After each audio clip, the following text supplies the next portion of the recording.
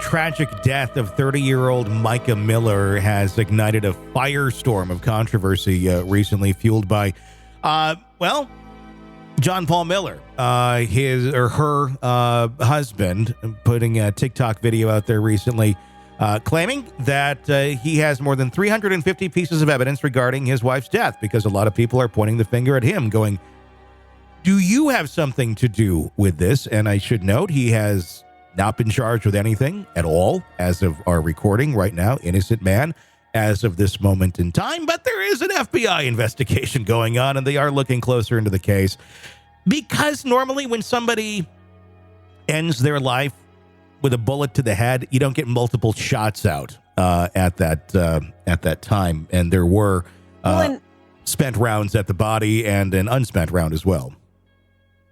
You know, even as somebody who fires guns every now and then just for sport, gunshot wounds, especially to the head, can be really dramatic and traumatic. Mm-hmm. So the chances of you being able to cock the gun again and shoot again, like aim and shoot again, if you've maybe already shot yourself once, pretty slim.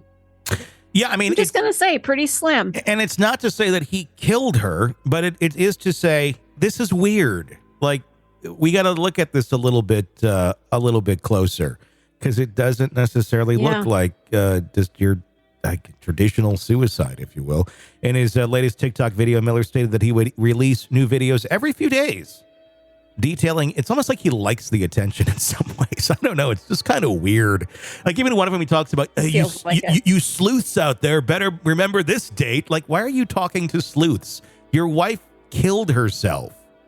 And you're like, I don't know. It's just, it's weird. The amount of attention that he almost seems to, I don't know. It feels like he's enjoying it. I can't speak for what is really going on, but there seems to be an enjoyment of the intention, which most narcissists do enjoy, even if it's horrible.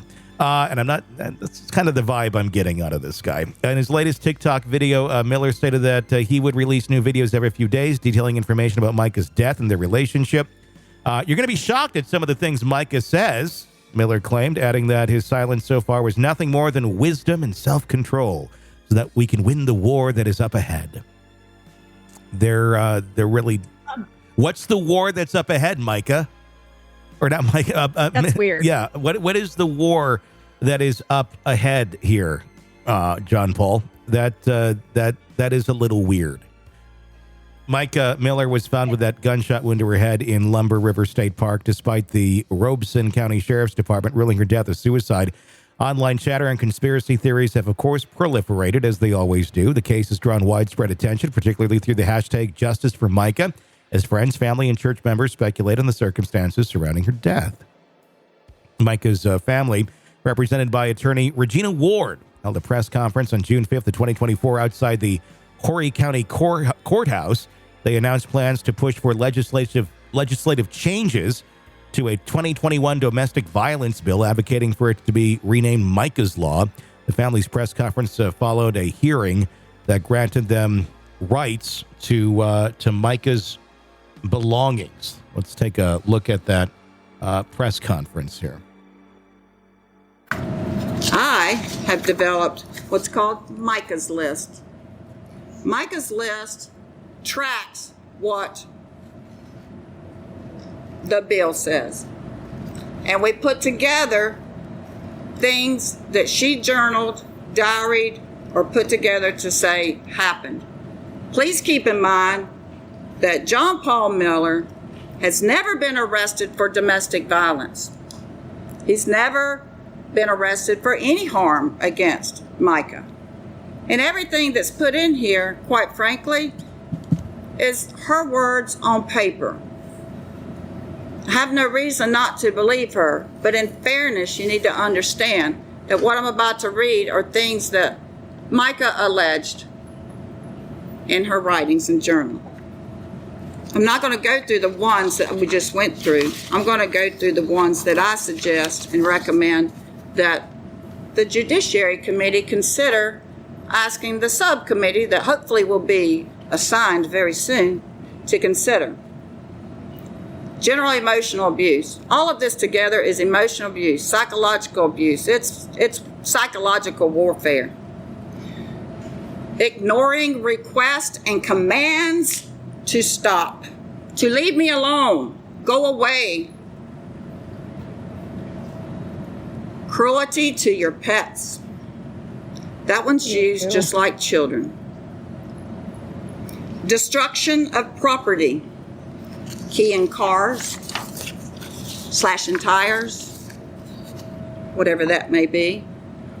Destruction of the supporting evidence that the alleged victim had in mind to use against the perpetrator.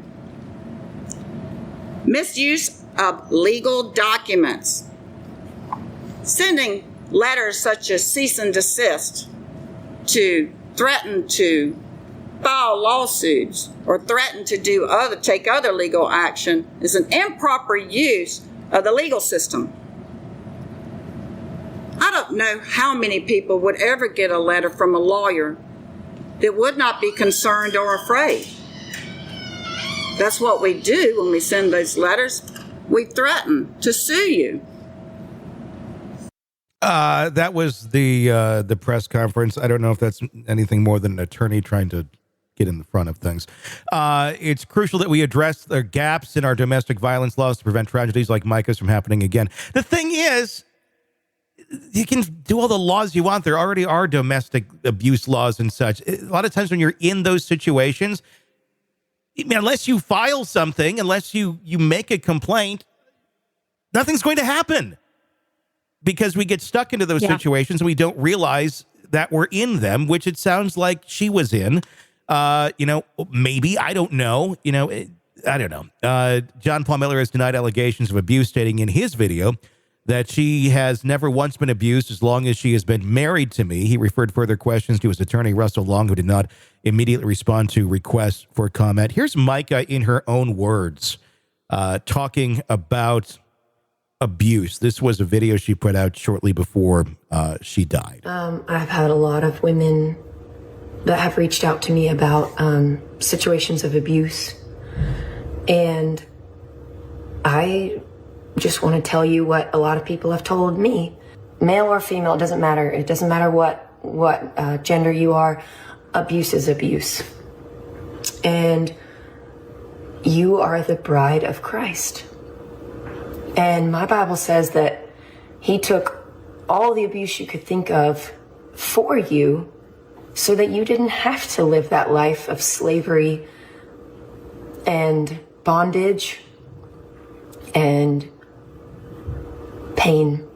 So you don't have to stay in a abusive relationship, whether that's sexual, whether that's somebody forcing you to take illegal drugs, or alcohol abuse, or physical abuse, psychological abuse, making you think that this is all your fault, or you're a bad mom, or you're a bad wife, or you're a bad husband, or you're not giving it your all when you know you are.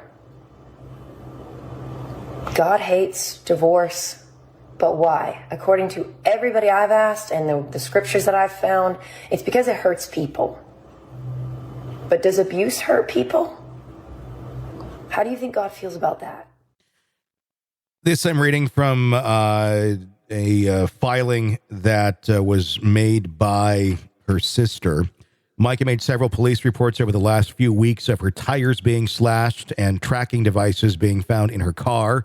In Mr. Miller's email forwarded to me, he apologizes to Mica for the tires and causing damage to her vehicle. Mr. Miller's email to my sister continued to state that he was angry when Mica confided or put her family before him and made him want to hurt her. In his words, when someone hurts me, I try to hurt them back rather than forgive, because that's what every pastor does. And instead of me forgiving you, I just attack and try to cause pain. Mica told me on numerous occasions that she feared John Paul and just wanted to escape him. This is from Sierra, her sister. There's a lot of accusations that the sister makes in these filings, including a line in here that basically states that if there's a bullet in my head, I didn't do it, and it was John Paul. Wow. That's what the sister. It's literally says, if I end up with a bullet in my head, it was not by me, it was JP. This is Sierra Francis's statement in this legal filing that they put out. It's her special appointment of a special administrator for my sister's estate, trying to get it out of the hands of John Paul. Lots of accusations here, and John Paul seems to have an answer to all of them. Let's see what he has to say. My wife was diagnosed with bipolar 2 disorder, schizophrenia, dependent personality disorder, and several other diagnoses by different doctors at different times all throughout the past 7 years. The 2 diagnoses that stayed with her every single year was schizophrenia and bipolar 2. Bipolar 2 is where you're super high and you want to give away $1,000. The low is you want to end your life. And she went super high and super low many, many times over the years. And it was a struggle, almost a constant struggle, but we got through it. And the schizophrenia is where she would hear voices or talk to people that were not there. She'd play chess with people that were not there without a chessboard. She would sometimes forget who I was or forget that I was her husband. She'd forget who she was. Or forget that she was my wife. Sometimes she'd forget who her family is, things like that. And on March 11th, remember that date, because you super sleuths out there are going to need to know that date for the future. But now that right there seems a little weird. You super sleuths out there are going to need to know that date. Why the fuck would you say that? That's just weird. Yeah. You don't want attention. It's weird. And you're like, okay. On March 11th, something happened that kind of forever changed the course of our lives. And she went really deep into the schizophrenia and was delusional and accusing me of certain things, slashing tires or sending a naked picture or stalking her or things like that I didn't do. But he did. He did do those things. And he admitted to it in an email to Mica. And he apologized for it. That's what we just read. So he's lying right there from what we There's can tell. There's some gaslighting going on. Little bit. So we have the email that says where he apologizes to her for doing those things. And then in this social media video, he says he didn't do those things and kind of glosses on over them. And I found an Apple AirTag in my truck that week. And I assumed it was hers because I would keep seeing her pop up where I was at. Here's a video of, I was at a gas station on March 13th, and I look up and I see this very beautiful woman in a car that I've never seen before. And I learned quickly, of course, it was my wife. And she was hiding out or spying or something, and began videotaping me. And so I videotaped her, videotaping me. But it's sad that the mental illness is sad, but we managed to always find lightheartedness in life in spite of it, and we always got through it. And I would do things like sometimes I had to play into the delusion, like pretend like I was a double agent who quit their job to marry this beautiful girl, and I'd have to show her our marriage license. And one time I even wrote a resignation to an agency saying that I can no longer work for you because I fell in love and wanted to get married, and things like that. It would help her take her medicine when she would come off of it. And I learned that about 2 years into the marriage. And we worked hard to keep her on her medicine. We worked very hard to keep her enjoying her life. She didn't have to cook a single meal. She didn't have to clean. She didn't have to work. She just had to take her medicine and enjoy her life. And we did our best with what we had. But my wife if he's telling the truth, mental illness is hell, especially for the person who's experiencing it. It's also hell for the spouse as well. If you are dealing with something like that, without a doubt, I've dealt with it myself. And it can be very wacky. It can be very delusional. It can be very, very, just heartbreaking to watch happen, and then try to navigate it is nearly impossible. So if he's telling the truth, I have pity for the guy. But if there's more to the story, and I'm telling you, if we look at just the arc of behavior here and the accusations that have been made against him, if they are true, not exactly, the saint I think that he's being portrayed as, or he wants to portray himself as. According to the affidavit that was filed for custody of the children just recently from his ex-wife, saying in 2015, JP was the pastor of Solid Rock Ministries, and I was served as the assistant to pastoral duties. We separated after I learned JP was having an adulterous affair with our former nanny, Mica Miller, who joined our church at age 15. And by the way, he was not 15. He was not a teenager. If I believe right, I think he was in his late 20s. He was, she was ended up being married to JP's best friend. So he slept with his best friend's wife at that time. And I believe she was of age at that moment. I don't know. Who was also on our church staff and serving as our church worship leader at the time of their affair. JP told me that in addition to his affair with Micah, this is the ex-wife stating this, he had employed prostitutes, been sexually inappropriate with several underage female members of the church. And he blamed himself, or blamed his immoral sexual behaviors on the sexual abuse he experienced for years by his father, Wayne Miller. The church requested that JP enroll in an extensive sexual addiction program. However, despite him promising me that he would, to my knowledge, that never happened. When the church council voted to have JP temporarily step down from being the head pastor position so he could seek treatment for his self-reported sexual addictions and focus on his restoration instead of following the direction of our church leaders, JP held a meeting and informed the council that new bylaws were invalid. And therefore, pursuant to the old bylaws, he had 100% decision-making authority. That was the first time members of our church had an opportunity to say JP for who he really was and became gravely concerned about his integrity and the financial structure of the church. As a result, almost our entire congregation left. JP began his quest to recruit new members and operate Solid Rock Ministries solely at his direction. By the way, it's weird. Now, here's the thing. Again, there's so many weird things. And bad behavior doesn't necessarily make someone a murderer. No. By any stretch of the imagination. And I'm not saying that he is. I'm just saying this needs to be looked at a little bit closer because this is weird. She filed for divorce. 2 days later, she goes and buys a gun. That's on video. Buys a gun, calls 911, and says she's about to kill herself. Here's that call. Robeson County 911, what's the address of your emergency? Hi, are you able to trace the location of my phone? Let me see. Don't know where you're at. In National Park. What's the phone number you're calling me from? 843-655-5242. Where's the park located at? In Fair Bluff. Let's see. I have my location on, I think, on my phone. Find my phone is on. I just did my location. Okay, I'm showing, hold on 1 second. I don't think you are in Robeson County. The Lumber River State Park? Yeah, that's where I am. Okay. Tell me what's, happened. I'm about to kill myself, and I just want my family to know where to find me. Okay, ma'am. Just listen to what I'm saying, okay? Let me make sure I got the exact location where you're at, okay? Just 1 minute.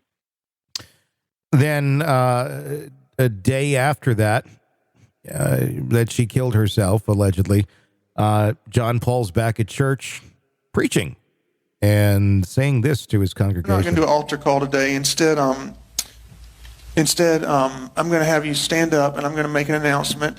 And after the announcement, I'm going to ask that you leave church quietly and don't talk about the announcement here in the building, please, if you can, so y'all can stand to your feet. Before I make the announcement, I also want to say that my request to you is that you will continue to come to church and serve and give for the next little bit, because I don't want to have. I'm taking a little bit of a break, and I don't want to have to worry about the church. My break may be a few days, a few weeks, I don't know. I got a call late last night. My wife has passed away, and it was self-induced, and it was up in North Carolina, and we're gonna have a funeral for her next Sunday here at 3 p.m. And so it's all I can. I'm just kind of going on adrenaline right now. So y'all pray for me and my kids and everybody. And she wasn't. Y'all knew that she wasn't well mentally, and that she needed her medicine that was hard to get to her. Here's the narrative, which may be true. But it is interesting that, at that moment in time, we're going down that road at that second of here's a narrative, don't talk about it. Yeah. Of course people are going to talk about it. Yeah. What an odd thing to say. Yeah, it is an odd thing to say. Here's John Paul. He didn't waste a whole lot of time before getting back into the spotlight. The week later at her funeral, here's him crying. Take a listen. She was so creative. Everything she did was so creative. What's the next picture?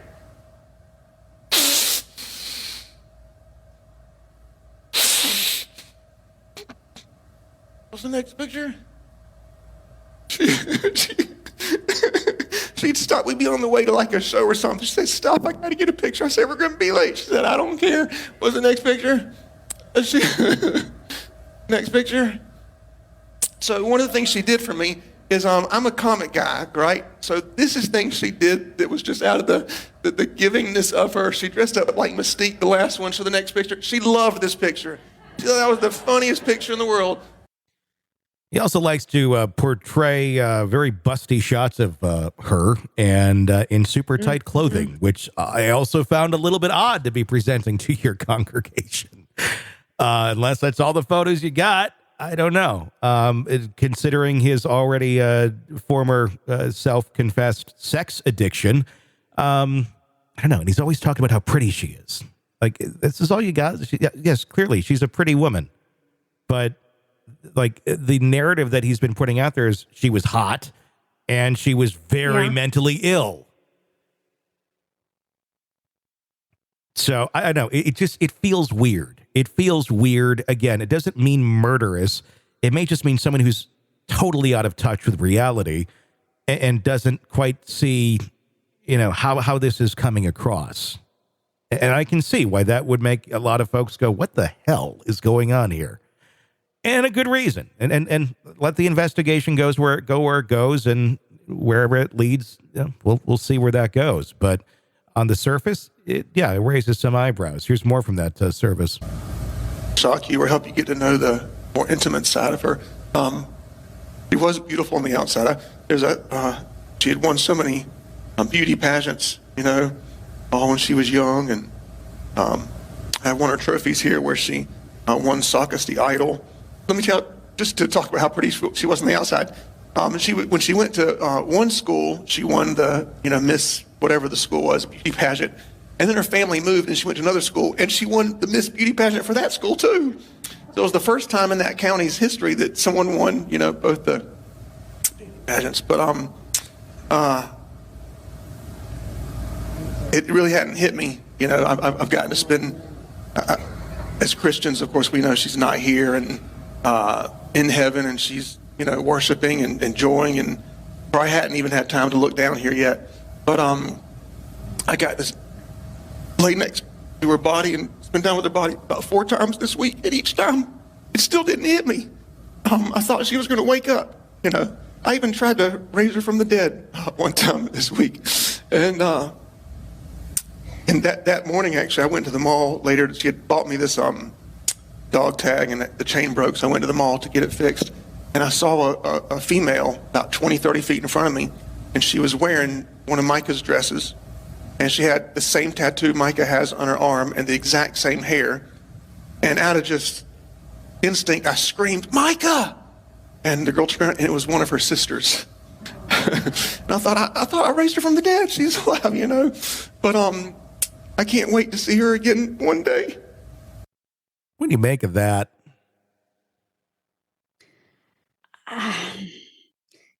Can I say it? Part of me was like, Chad Daybell?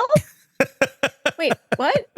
I a little delusion, but I don't think he was speaking that he really thought he was going to raise her from the dead, but I don't know. It just seems a bit, there's a narrative that's being pushed. It felt, I get it.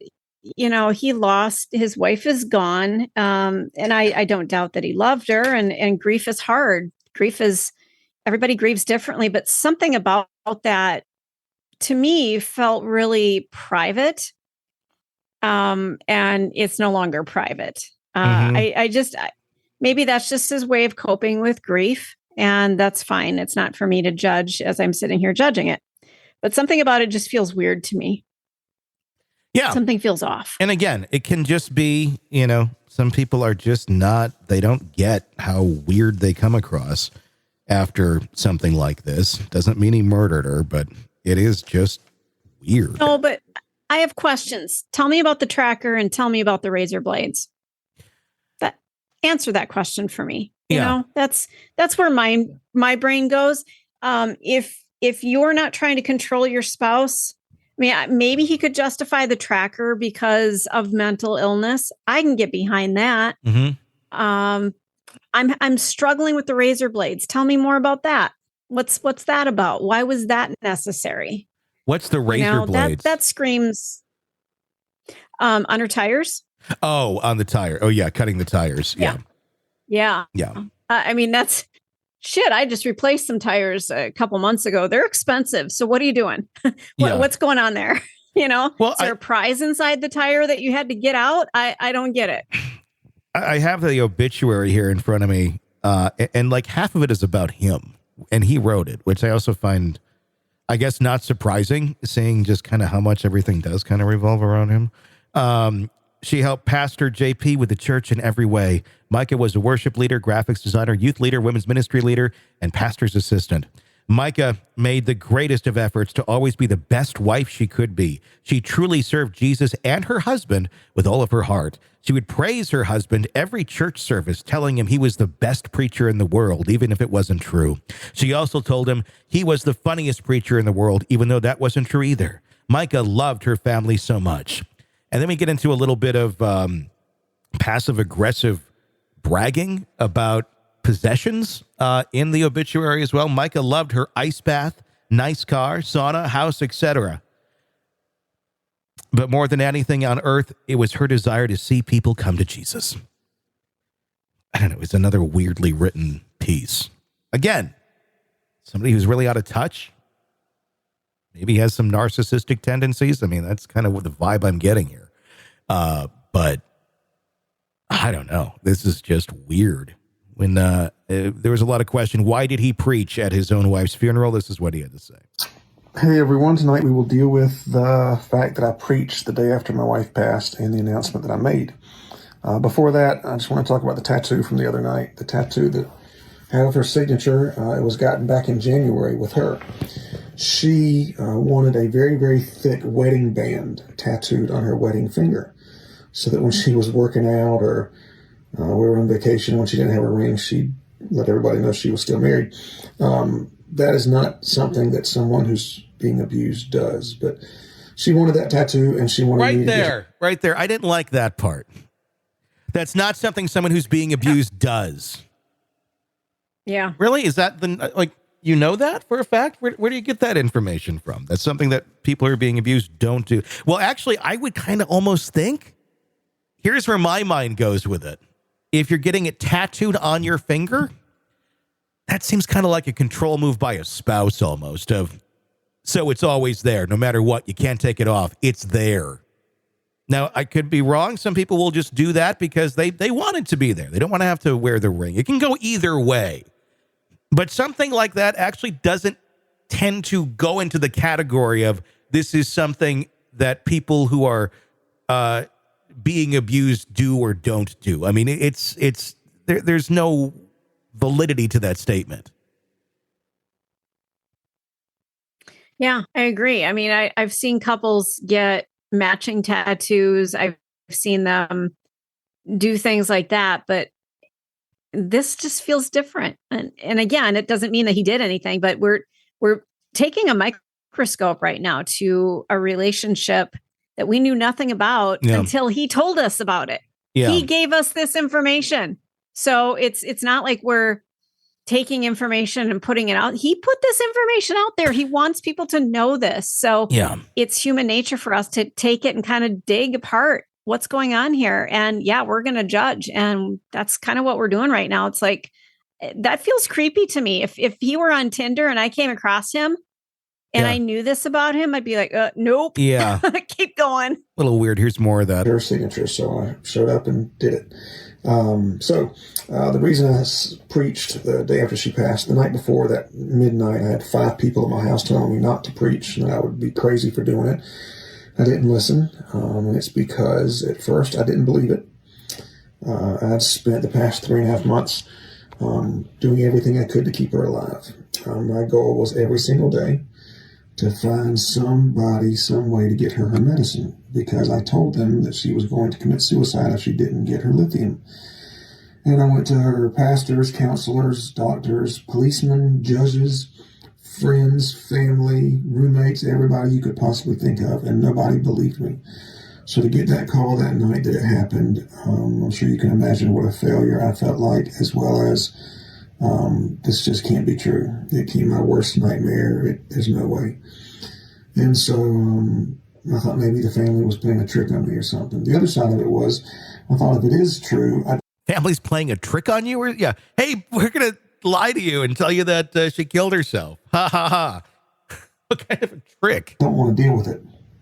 I don't want to do anything. I want to just keep living my life as if it never happened, because I was not ready to believe that it happened. So the next day I preached like a fool, and then I made my announcement for everybody to be quiet and leave, because like a moment of silence, like you do, in respect. I did it kind of like, I don't want anybody to be talking about, suicide or mental illness or asking me questions, or I just want them to leave and go talk to Jesus about it and then talk to me at some later date. I was not prepared to deal with any of it at all. And I'm sure you cannot imagine what it's like to be trying your best to keep somebody alive and then to find out they passed. And then how do you handle yourself in that next 24, 48 hours? I don't think there's a manual on that. So if it offends anybody, I apologize, but I did the best I could with what I had. And God bless.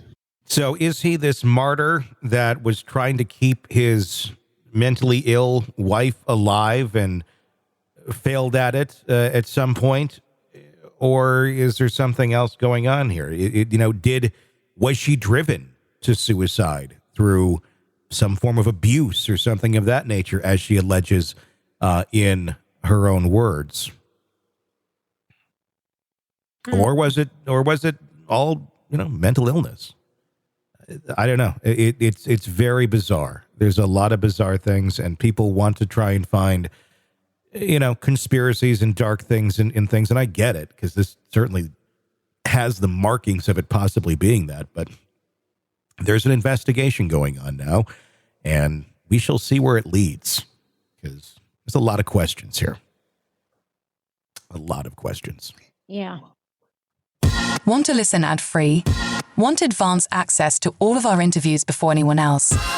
Become a True Crime Today Premium Plus subscriber on Apple Podcasts. You get every episode commercial-free, so you can binge on true crime until you can binge no more. Search True Crime Today Premium Plus on Apple Podcasts now, or go to our podcast page and sign up now. More of the Hidden Killers podcast next.